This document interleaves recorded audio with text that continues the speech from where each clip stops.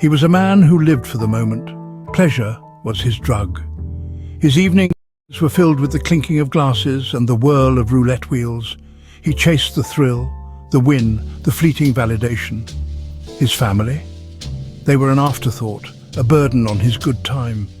He told himself they were provided for. Wasn't that enough? His wife, a woman of quiet strength, bore the weight of his neglect. Her days were spent holding their world together, picking up the pieces he left behind. She tried, she pleaded, she hoped for a change. Her words fell on deaf ears.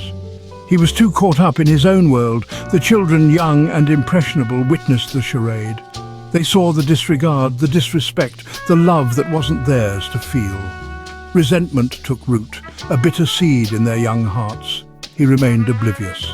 He didn't see the damage, the cracks in the foundation he was supposed to protect. The years of excess took their toll. His body, once strong and vibrant, began to betray him. The heart, overworked and strained, protested with each erratic beat. His kidneys, drowning in toxins, struggled to keep up. The liver, scarred and inflamed, screamed its silent agony. He ignored the warning signs. The shortness of breath, the persistent nausea, the aches that racked his body. He dismissed them all.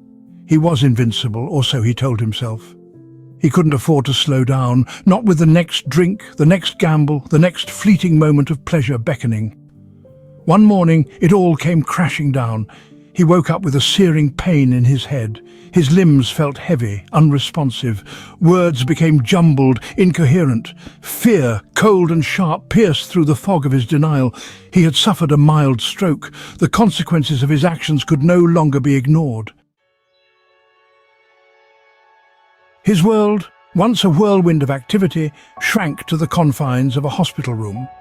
The friends, the drinking buddies, the gambling partners, they vanished.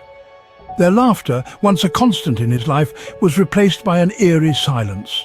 They were fair-weather friends, present for the good times, absent when the storm clouds gathered.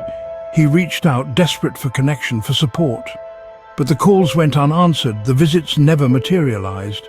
The realization hit him hard. He had surrounded himself with shadows, not substance. These people were not his friends, they were merely companions in his self-destruction.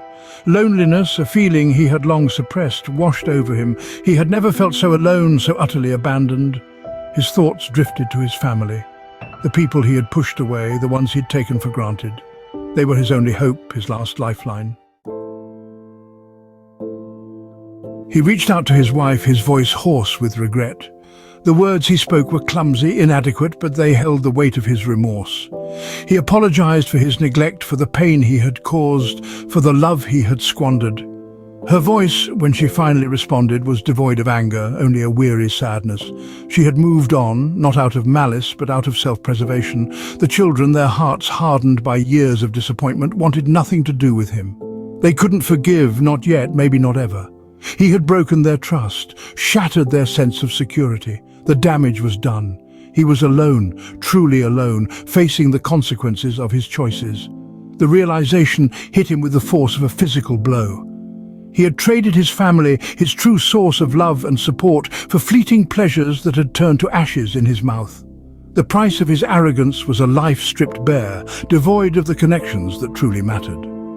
He had learned his lesson, but it was a lesson bought at a devastating cost.